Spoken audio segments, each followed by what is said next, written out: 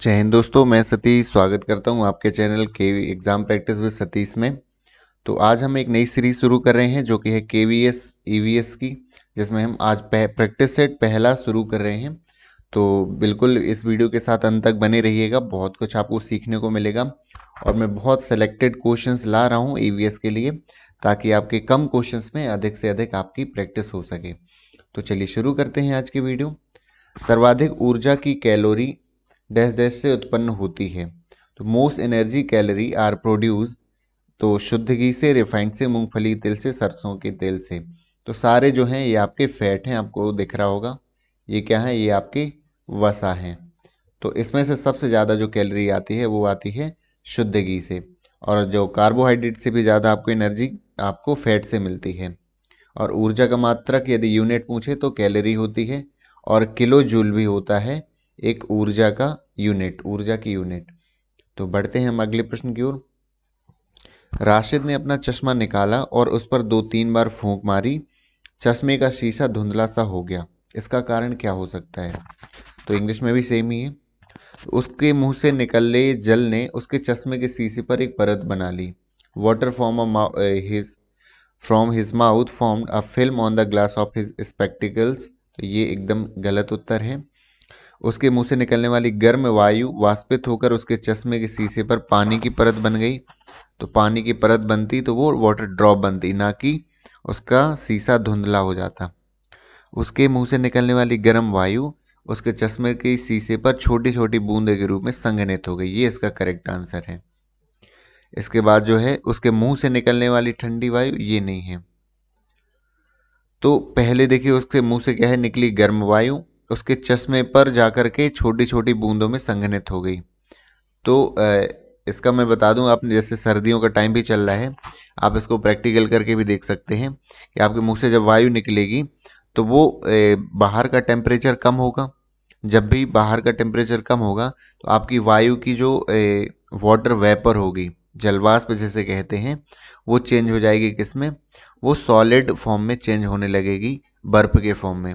और वो जाकर बूंदों के रूप में, ठोस के रूप में संघनित हो जाएगी। कहाँ पर? चश्मे पर। तो वो कैसा दिखने लगेगा? धुंधला सा दिखने लगेगा।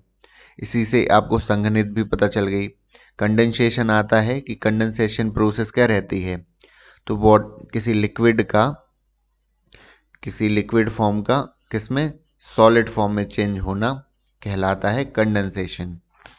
तो एक नया भी हमें संघनन का भी पता चल गया इससे। बढ़ते हैं अगले प्रश्न की ओर। मानव में अरक्तता का मुख्य कारण क्या है? Main cause of anaemia in human being. तो एनीमिया किसकी कमी से होता है? इसका सही आंसर है आयरन की कमी से। इसलिए जब भी आपको पता होगा, जब हमें आयरन की कमी होती है तो आयरन वाली चीज़ें हम खाते हैं। हीमोग्लोबिन की जब भी कमी हो जाती है तो हम आयरन की चीज़ें खाते हैं। कैसे पालक खाते हैं ना, आपकी स्पिनच जो हो गई, आपका जो ये अनार अनार का हम जूस पीते हैं। जिन चीज़ों में आयरन भरपूर मात्रा में होता है उनको हम खाते हैं। तो आगे देखते हैं एच बी। आप देख लीजिए, जो हीमोग्लोबिन होता है, हीमोग्लोबिन की मात्रा जो है मेल में जो रहनी चाहिए, आपने कभी टेस्ट करवाया होगा, तो 13.5 से 17.5 रहनी चाहिए। और फीमेल के लिए ये रहनी चाहिए 12 से और 15.5 में, एक स्वस्थ व्यक्ति के लिए। तो ये कौन सी है? जैसे अभी मैंने बताया कि पालक, अनार, और भी हो सकते हैं, जैसे गुड़ भी हो सकता है आपका, और आंवला हो सकता है। आपकी ग्रीन जो वेजिटेबल्स रहती हैं, इन सभी में क्या है? आपका आयरन पाया जाता है। और यदि रक्त की कमी है, ब्लड की कमी है, तो आप इसका यूज़ कर सकते हैं। अब बात करें यदि कि प्रोटीन की कमी से, तो प्रोटीन की कमी से जो होता है, आपके शारीरिक विकास जो होता है, जो आपका बॉडी का जो डेवलपमेंट है, उसमें क्या है? कमी आ जाती है। यदि आप बात करें तो आपका कुपोषण जैसी बीमारियां हो जाती हैं। कुपोषण हो सकता है आपकी प्रोटीन की कमी से। आपकी नींद कम आना है ना, वजन का बढ़ना, ये सब प्रोटीन की कमी से हो जाते हैं। बात करें कैल्शियम की कमी से, तो कैल्शियम कमी से जो रोग होता है, आपके हड्डियों वाले रोग हो सकते हैं। क्योंकि हड्डियों में कैल्शियम पाया जाता है, तो हड्डियों में क्या हो सकता है? मिनरल्स की डेंसिटी कम हो सकती है, और आपकी जो बोन्स हैं वो पतली होनी शुरू हो सकती हैं। और बात करें विटामिन ए की, तो विटामिन ए की कमी से आपको पता है रतौंधी रोग होता है, रात में दिखना जो है, दिखाई कम देता है। इसकी कमी से एनीमिया भी होता है, जो आपने देखा है। तो विटामिन ए में भी आयरन की कमी जो रहेगी, उसकी वजह से क्या होगा, अरक्तता होगी, क्योंकि उसी में ही तो विटामिन ए भी रहता है।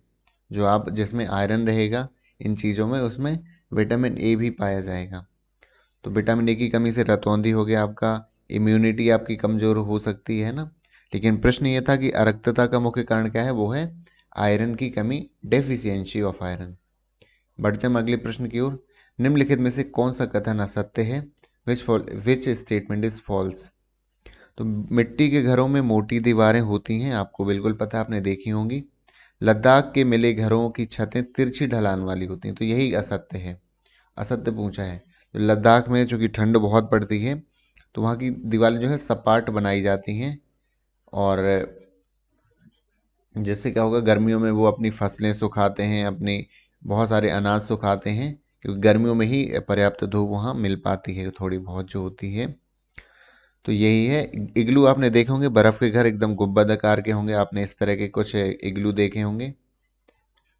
और असम में मजबूत बांस के खंभों पर ज़मीन से 10-12 फीट ऊंचे मकान बनाए जाते हैं, क्योंकि असम में बांस भी बहुत पर्याप्त मात्रा में पाए जाते हैं, और वहाँ पानी भी बहुत बरसता है। इसलिए वहाँ कैसे आपको वुडन वुडन हाउस मिलेंगे, लकड़ी के घर जो देखने को मिलेंगे, और 10 से 12 फीट ऊंचे, क्योंकि ज़मीन में ज़्यादातर दलदली या पानी वाला क्षेत्र भरा रहता है, इसलिए बांस के खंभों का प्रयोग होता है।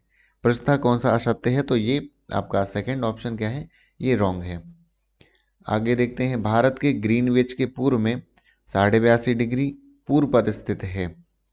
तो भारत का मानक समय क्या होगा, यदि ग्रीनविच मीन समय 1 बजे है, तो ग्रीन विच लाइन में जो टाइम बताया है 1 बजे है, तो 82.5 डिग्री पे क्या होगा। ये बहुत इंपॉर्टेंट क्वेश्चन है, इस तरह के क्वेश्चन काफ़ी एग्जाम में पूछे जाते हैं। तो आपको पता होना चाहिए कि भारत का जो मानक समय है, जो स्टैंडर्ड टाइम है, वो 82 डिग्री 30 मिनट पूरे जो लाइन होती है आपकी, उस पर डिपेंड करता है। ग्रीनविच का क्या रहता है, 0 डिग्री। ठीक है।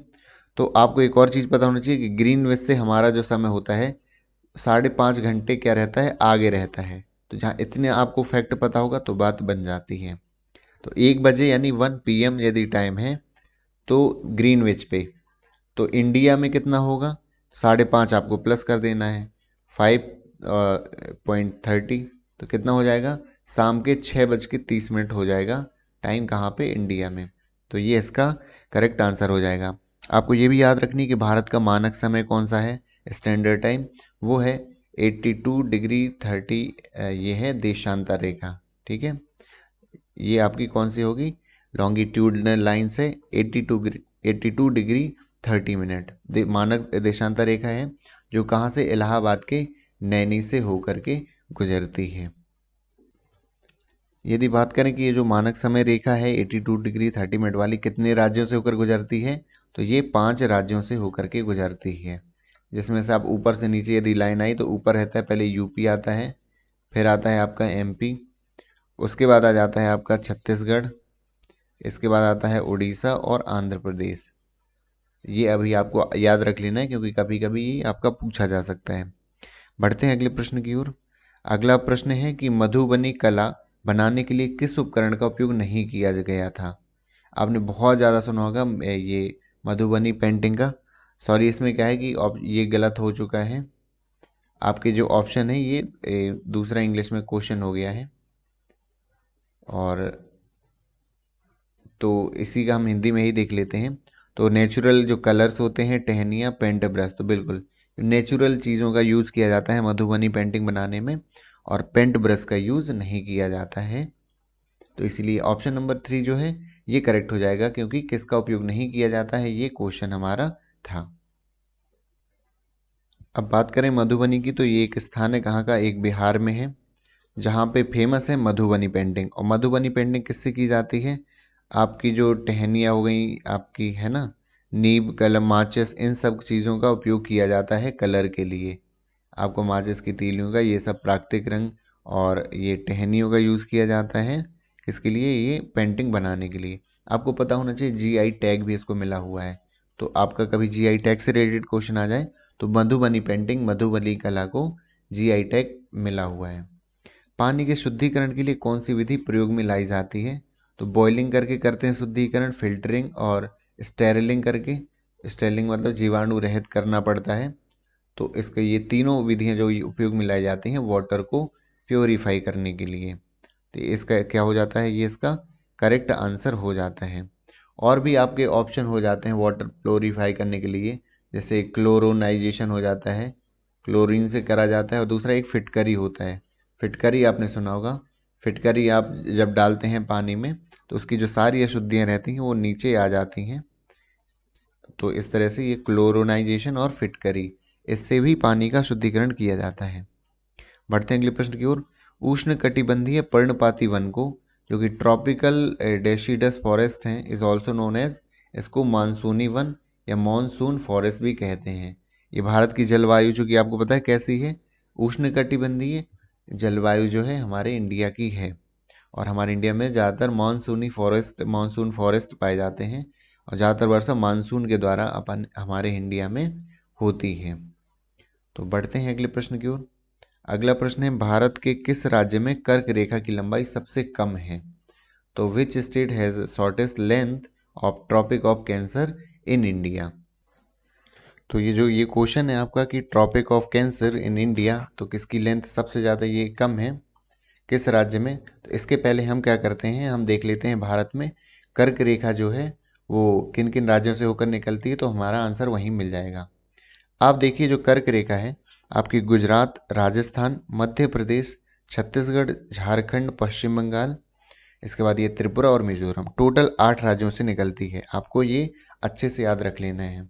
गुजरात, राजस्थान, मध्य प्रदेश, छत्तीसगढ़, झारखंड, पश्चिम बंगाल, त्रिपुरा और मिजोरम। अब आप इसमें सबसे कम जो कहाँ से निकलती है, राजस्थान वाले एरिया से। राजस्थान में सबसे कम जो है कर्क रेखा गुजरती है, इसलिए आपका जो राजस्थान वाला आपका ऑप्शन है वो क्या हो जाएगा, वो आपका करेक्ट हो जाएगा। तो राजस्थान में क्या है, सबसे कम कर्क रेखा की लंबाई है। आपने अभी मैप के थ्रू भी देख लिया है, उम्मीद है आपको समझ में आ गया होगा। निम्नलिखित में से कौन सा भौतिक परिवर्तन है? Which of the following is a physical change? तो अब मैं आपको एक ट्रिक बताता हूँ, पहले हम आंसर देख लेते हैं। दूध का दही में जमना, मानव में श्वसन क्रिया, मानव में पाचन क्रिया, या जल का बर्फ में परिवर्तन होना। तो जो भौतिक परिवर्तन है जल का बर्फ में परिवर्तन होना, जो कि मेरे टीचर ने बताया था, मैं भी आपको बता रहा हूँ। जब कोई केमिकल फॉर्मूला उसका चेंज नहीं होता, जब तक केमिकल फॉर्मूला यदि क्या हो रहा है चेंज, तो वो कैसा है आपका केमिकल रिएक्शन है। कैसी है वो? रासायनिक क्रिया है। और केमिकल केवल फिजिकल चेंज हो रहा है, उसका स्वरूप चेंज हो रहा है, उसकी बॉडी चेंज हो रही है, लेकिन फॉर्मूला सेम रहता है, तो वो क्या कहलाएगा, आपका फिजिकल चेंज कहलाएगा, भौतिक परिवर्तन कहलाएगा। अब आप देखिए जैसे जल है, जल को आप क्या कहेंगे, H2O, तो बर्फ में बन जाएगा तो वो भी क्या कहलाएगा, H2O। तो आपका फॉर्मूला कैसा है, सेम है, केवल क्या चेंज हुआ है, उसकी बॉडी चेंज हुई है ना। तो ये जल जो है लिक्विड से सॉलिड में बदल गया, इसलिए कैसा परिवर्तन है ये आपका भौतिक परिवर्तन है। जब दूध से दही बनता है तो आपको पता होगा कि जो लैक्टोबैसिलस है उसके द्वारा दूध को दही में चेंज कर दिया जाता है, तो उसमें दूध के कोई भी गुण नहीं रहते हैं, इसलिए वो क्या कहलाएगा, केमिकल चेंज होता है। मानव की जो श्वसन क्रिया है आपको पता है, जब सांस लेते हैं तब जो ग्लूकोज का जो ऑक्सीडेशन होता है, जब ये पूरी केमिकल रिएक्शन होती है, आपका श्वसन में क्या लेते हैं, O2 लेते हैं, और जब चेंज होके क्या आ जाती है, CO2। केमिकल चेंज हो गया फॉर्मूला, केमिकल रिएक्शन, इसीलिए कौन सी क्रिया हो गई, रासायनिक क्रिया। मानव में पाचन क्रिया, जब पाचन के लिए आप भोजन जाता है उसमें पेट में टूटता है, अपने आमाशय में, अपने जो इसमें आमाशय में क्या होता है, बहुत सारे जो एसिड आते हैं उसको तोड़ते हैं, फैट का अलग होता है डाइजेशन, है ना। इस तरह केमिकल रिएक्शंस होती हैं, इसलिए ये कौन सा है, डाइजेशन एक केमिकल रिएक्शन है। एक नॉर्मल ही सिंपल एग्जांपल लें कि कागज जो रहता है, एक नॉर्मल कागज का जलना, एक क्वेश्चन आता है कि कौन सी क्रिया है, रासायनिक क्रिया या भौतिक परिवर्तन, रासायनिक परिवर्तन। तो ये कैसा होगा, ये आपका केमिकल या रासायनिक परिवर्तन होगा, क्योंकि जलने के बाद उसमें कागज के कोई भी अवशेष गुण नहीं बचेंगे, फॉर्मूला भी उसका चेंज हो जाएगा। उम्मीद है समझ में आ गया होगा। अगले क्वेश्चन को देखते हैं। बूझो को एक जानवर मिलता है जिसका शरीर धारा रेखित है, स्ट्रीमलाइन है एंड स्लिपरी बॉडी है। तो जानवर कहाँ रहता होगा, उसका आवास कहाँ है? तो आपको पता होगा जो जल में रहने वाले जानवर होते हैं वो कैसे होते हैं, एकदम स्ट्रीमलाइन रहते हैं। स्ट्रीमलाइन रहने का उनका क्या फ़ायदा रहता है? स्ट्रीमलाइन रहने से वो क्या करते हैं, पानी में बहुत तेज गति से चल सकते हैं और फिसलन बना रहता है क्योंकि वो पानी में रहते हैं। बाकी मरुस्थल और घास और पर्वत, इसमें जो पाए जाते हैं जानवर, इनका शरीर जो है इनके वातावरण के साथ अनुकूलित होता है। अब जैसे एग्जांपल ले सकते हैं कि मरुस्थल में रहने वाले, आपको पता होगा जो ऊँट कहलाता है रेगिस्तान का जहाज, तो ऊँट से हम निकाल सकते हैं उसमें क्या रहता है, उसमें कुछ ऐसे गुण पाए जाते हैं जिससे वाटर सेव हो जाए। जैसे कूबड़ पाया जाता है, हम्प पाया जाता है ना, जिसमें वो क्या करता है, वसा, फैट या फिर वाटर सेव करके रखता है। घास के मैदानों में कैसे पाए जाते हैं, घास के मैदानों में ऐसे जानवर पाए जाते हैं जिनकी आंखें, जैसे टाइगर को ही देख लें, किनारे उसकी आंखें रहती हैं, है ना, और वो ज़्यादा झुंड में रहते हैं। पैर, उंगलियां पाई जाती हैं, ये सारी चीज़ें इनकी रहती हैं। पर्वत में रहने वाले जो रहते हैं वहाँ जो कि ठंड रहती है, उनके जो हेयर्स हैं वो बहुत ज़्यादा पाए जाते हैं, है ना, ये उसकी विशेषताएं हैं जो पर्वत में रहते हैं। स्किन उनकी क्या रहती है, मोटी रहती है। तो ये अलग अलग जो रहते हैं हैबिटेट में, उनकी अलग अलग विशेषताएं पाई जाती हैं जो रहने वाले जानवरों के लिए। तो जो हमारा प्रश्न था उसका सही आंसर था जल। बढ़ते हैं अगले प्रश्न की ओर। मेरे माता पिता लद्दाख में बसना चाहते हैं। जम्मू कश्मीर का जो है लद्दाख एक अलग इस समय यूटी है, यूनियन टेरिटरी है, और हमें घर बनाते समय निम्न बातों को ध्यान रखना चाहिए। हमें क्या ध्यान रखना चाहिए, क्योंकि यदि हमें लद्दाख में बनाना है तो भवन कम से कम 3-4 तल होने चाहिए। तो इतने ऊंचे कभी घर नहीं बनाए जाते हैं। आप लद्दाख में मैक्सिमम या तो ग्राउंड फ्लोर रहेगा या 1 या 2 फ्लोर का रहता है आपका।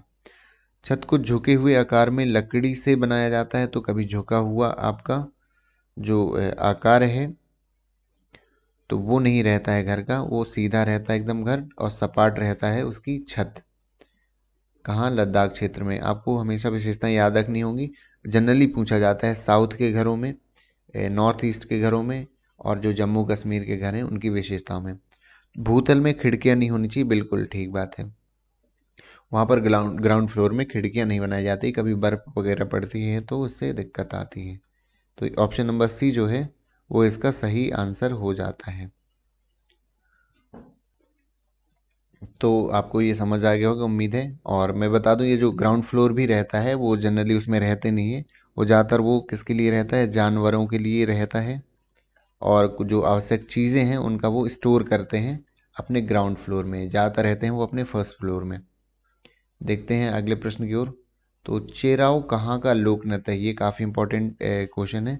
जो फोक डांस है, ये वाला जो चैप्टर है आपके केवीएस एग्जाम के लिए काफ़ी इंपॉर्टेंट है, जनरली पूछ लिया जाता है। तो चेराव जो है वो कहाँ का है, ये मिजोरम का है। देख लेते हैं। तो हम देख लेते हैं कि ये चेराव क्या होता है। तो मैं अभी इमेज, एक पिक्चर दिखा रहा हूँ आपको। आप देख सकते हैं कि ये कौन सा डांस है। ये जो मिजोरम में होता है चेराव है। यहाँ पर लकड़ियों की ये सीधी लाइनें रखते हैं, और लकड़ियों के अंदर लाइन जो बने रहते हैं इस पे क्या करते हैं, डांस करते हैं, ग्रुप पर करते हैं। तो ये जो है लोक नृत्य है कहाँ का, मिजोरम का, जिसे क्या कहा जाता है, चेराव कहा जाता है। हम वापस आ जाते हैं अपनी वीडियो पर। अब बाकी ये जो क्वेश्चन है कि ये जो आपके उड़ीसा, असम और छत्तीसगढ़ के बताए गए हैं, तो छत्तीसगढ़ का जो होता है राउत नाचा, ये जो राउत नाचा है ये कौन सा है, लोक नृत्य है, ये आपको याद रखना है, राउत नाचा है यहाँ पर। इसके बाद बात करें उड़ीसा की, तो उड़ीसा में घूमरा होता है, घूमर नहीं है यहाँ पर, क्या है, घूमरा है। ये कहाँ पर फेमस है, आपके उड़ीसा में। असम की बात करें तो असम में बिहू जो है वो आपका लोक नृत्य है, बिहू। आपको ये याद रखना है। अब और बहुत सारे होते हैं, जैसे पंजाब में, पंजाब की बात करें तो पंजाब में भांगड़ा फेमस है। उत्तर प्रदेश की बात करें तो उत्तर प्रदेश में क्या है, कत्थक भी है, और कत्थक है, और क्या है यहाँ पर, रासलीला, ये फेमस है यहाँ की, लोक नृत्य है आपका। यदि महाराष्ट्र की बात करें तो महाराष्ट्र में कौन सा है, लावनी जो है, ये लोक नृत्य फेमस है यहाँ का। यदि बात करें आगे तो भरतनाट्यम जो है तमिलनाडु का है। इस तरह आपको ये हर एक जो स्टेट के हैं, आपको ये जो लोक नृत्य हैं आपको याद कर लेने हैं, गलती नहीं करनी है आपको एग्जाम में। बढ़ते हैं अगले प्रश्न की ओर। तो अगला प्रश्न है कि मनुष्य की लाल रक्त कणिकाओं का औसत जीवन काल कितना होता है। Average life span of human red RBC red blood cell, इसका क्या होता है, ये 120 दिन का इनका कार्यकाल रहता है, यानी एक आरबीसी जो है 120 दिन तक जीवित रहती है। अब यदि बात करें ये आरबीसी की, तो आरबीसी में जो है हीमोग्लोबिन पाया जाता है। हीमोग्लोबिन नाम का एक प्रोटीन रहता है, और हीमोग्लोबिन जो है आयरन रहता है। हीमोग्लोबिन के अंदर क्या रहता है, आयरन रहता है। बात करें आरबीसी का निर्माण कहाँ होता है, तो आरबीसी का जो जन्म होता है वो अस्थि मज्जा में होता है। अस्थि मज्जा जिसको क्या बोलते हैं, बोन मैरो, बोन मैरो कहते हैं। जब अस्थियों का जहाँ ज्वाइंट होता है, जहाँ पे ये अस्थियों का ज्वाइंट होता है, इधर पर खाली स्पेस जो पाई जाती है उधर उसको बोलते हैं बोन मैरो। और नष्ट कहाँ होती है, जब चूंकि आरबीसी 120 दिन के बाद खत्म हो जाएगी, तो वो कहाँ चली जाएगी, जो है वो चली जाएगी स्प्लीन में। स्प्लीन कहते हैं, और इसको यकृत और स्प्लीन या प्लीहा कहते हैं, यकृत में पाई जाती है। तो यहाँ इसको इसलिए क्या कहा जाता है, स्प्लीन को जो है आरबीसी का कब्रिस्तान कहा जाता है। जो कब्रिस्तान कहा जाता है किसका, आरबीसी का, क्योंकि आरबीसी जो है यहीं आकर के नष्ट हो जाती है, कहाँ पे, स्प्लीन या फिर प्लीहा में आकर के। उम्मीद है आपको ये समझ में आ गया होगा। ओके, आगे बढ़ते हैं अगले प्रश्न की ओर। अगला प्रश्न देखते हैं कि इसमें जो गलत है उसका चयन करना है कि कौन सा स्टेटमेंट जो है गलत है, कौन सी मैचिंग गलत है। जो हांगकांग है वो लिंग हु फैन, ये फैन लिखा है, लिंग हु फैन। कश्मीर में है नारियल के तेल में पकाई गई मछली। आगे देखते हैं गोवा जो है नारियल के तेल में पकाई गई मछली। Kerala tapioca and coconut curry. तो इसमें जो है गलत चयन है वो ये है कि कश्मीर में ये नहीं पाया जाता नारियल के तेल में पकाई गई मछली, ये नहीं मिलता है आपके कश्मीर में, जबकि ये कहाँ मिलता है, ये आपका गोवा तरफ मिलता है। ठीक है, तो इसमें देख लेते हैं है क्या ये लिंगहू फेन क्या है। ये है सांपों से बने व्यंजन खाना पसंद करते हैं, हांगकांग में पाए जाते हैं। और ये सांप या फिर सांप से बने हुए जो डिश रहती हैं ये पसंद करते हैं खाना। कौन सी जाति के लोग, लिंगहू फेन के लोग। अब बात करें कश्मीर में, तो कश्मीर के ज़्यादातर लोग सरसों के तेल से बना भोजन खाते हैं, ज़्यादातर जो गर्म रहता है। और ये नारियल ये सब पाए जाते हैं आपके गोवा साइड में पाए जाते हैं, तो इसलिए ये सही है। और बात करें यदि केरल की, तो केरल में क्या है, टेपियोका और नारियल करी। तो घर पर उगाए जाते हैं ज़्यादातर टेपियोका, और नारियल से बने किसी भी सब्जी के साथ नारियल का बहुत ज़्यादा यूज़ होता है, कहाँ पर, केरल में। और ये टेपियोका नारियल के साथ खाते हैं, ये वहाँ पर केरल में। उम्मीद है आपको ये वीडियो पसंद आया होगा, काफ़ी ये इन्फॉर्मेशन से भरा वीडियो लगा होगा। और आपके इन 16 क्वेश्चन से बहुत सारे क्वेश्चंस मैंने कोशिश करी है कि इन क्वेश्चन के थ्रू ही बहुत सारे आपको एक्स्ट्रा पॉइंट बता दूं। तो इसी तरह की मैं वीडियोस लाता रहूँगा जो सेलेक्टिव क्वेश्चंस ईवीएस के लिए। और मिलते हैं अगली वीडियो में। Thank you so much for watching this video.